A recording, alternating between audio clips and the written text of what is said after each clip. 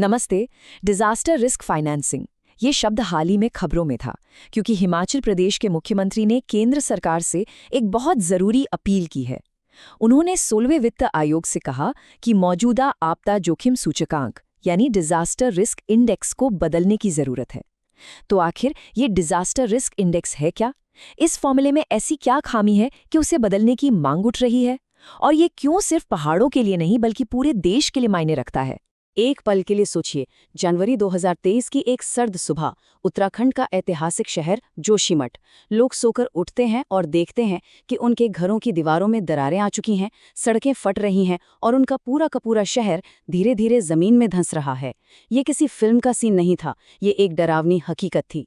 जोशीमठ की वो घटना सिर्फ एक शहर की कहानी नहीं थी, बल्कि एक चेतावनी थी, एक अलार्म था कि हिमालय अब खतरे की कगार पर पहुंच चुका है। हिमालय, जिसे हम एक खूबसूरत स्वर्ग मानते हैं, असल में भूवैज्ञानिक तौर पर बहुत नाजुक है। इसकी बनावट, इसका मौसम और यहाँ हो रहे बदलाव इसे बेहद संवेदनशील बनाते हैं।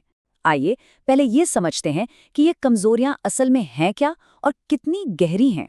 हिमालयी क्षेत्र को असल में 4 तरफ से खतरों ने घेर रखा है। पहला तो है भूगर्भीय खतरा, मतलब ये पूरा इलाका टेक्टोनिक प्लेट्स पर बसा है जहां भूकंप का खतरा हमेशा बना रहता है। दूसरा, जलवायु परिवर्तन, ग्लेशियर पिघल रहे हैं, बादल फटने की घटनाएं बढ़ रही हैं, जैसा हमने 2013 की केदारनाथ त्रासदी में देखा था। ये अब एक नई हकीकत है। तीसरा, सामाजिक आर्थिक कारण, जैसे विकास के नाम पर बेतहाशा जंगलों की कटाई। और चौथा, जो शायद सबसे अहम है, वो है मानव जनित कारण, यानी हमारी अपनी गतिविधियां जो इस नाजुक संतुलन को हर दिन हर पल तोड़ रही हैं। ये आंकड़ा जरा ध्यान से देखिए, 24 करोड़। एक अनुमान है कि 2025 तक भारतीय हिमालयी क्षेत्र में हर साल इतने पर्यटक आएंगे, मतलब भारत की आबादी का लगभग छठा हिस्सा। जरा सोचिए, जो इकोसिस्टम पहले से ही इतना दबाव झेल रहा है, उस पर इसका क्या असर होगा। अब देखिए, इन समस्याओं से निपटने के लिए एक सिस्टम बनाया गया है जिसे कहते हैं डिजास्टर रिस्क फाइनेंसिंग। इसका सीधा सा मकसद ये पता लगाना है कि किस राज्य को आपदा का कितना खतरा है, ताकि उसे उसी हिसाब से तैयारी के लिए फंड्स दिए जा सके। इसे आप एक तरह का नेशनल रिस्क रिपोर्ट कार्ड समझ सकते हैं। जिस राज्य का DRI स्कोर ज्यादा, उसे उतना ज्यादा फंड। सुनने में तो ये सिस्टम एकदम सटीक लगता है ना? इस सिस्टम को 15वें वित्त आयोग ने साल 2021 से 2026 की अवधि के लिए औपचारिक रूप से लागू किया। सबसे बड़ी प्रॉब्लम है इस DRI का one size fits all formula. एक ऐसा फॉर्मूला जो पूरे देश के लिए एक जैसा है, और यही बात हिमालयी क्षेत्रों के अनोखे खतरों को पूरी तरह से नजरअंदाज कर देती है। अब जो बात वाकई हैरान करने वाली है, वो ये है कि आखिर ये फॉर्मूला बना कैसे है। DRI स्कोर दो चीजों से मिलकर बनता है। 70% वेटेज दिया जाता है खतरों को और 30% वेटेज दिया जाता है भेद्यता यानी वल्नरेबिलिटी को। लेकिन यहीं एक बड़ा पेच है। भेद्यता को मापने के लिए मुख्य तौर पर गरीबी रेखा से नीचे की आबादी का डेटा यूज होता है, जो कि एक बहुत ही संकीर्ण पैमाना है। पर असली और सबसे घातक गड़बड़ी तो खतरों की लिस्ट में है। तो यही है इस पूरी कहानी का सबसे अहम मोड़। ये फॉर्मूला बाढ़, भूकंप और सूखे जैसे खतरों को तो गिनता है, लेकिन उन खतरों को पूरी तरह नजरअंदाज कर देता है जो हिमालय में सबसे ज्यादा तबाही मचाते हैं, जैसे लैंडस्लाइड्स, बादल फटना, एवलांच और ग्लेशियर झीलों का फटना। सीधी सी बात है, जब आप खतरा ही गलत माप रहे हैं तो तैयारी सही कैसे होगी।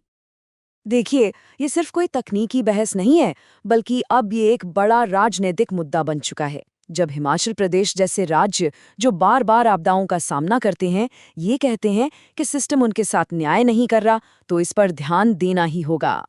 चलिए इन चिंताओं को एक एक करके समझते हैं।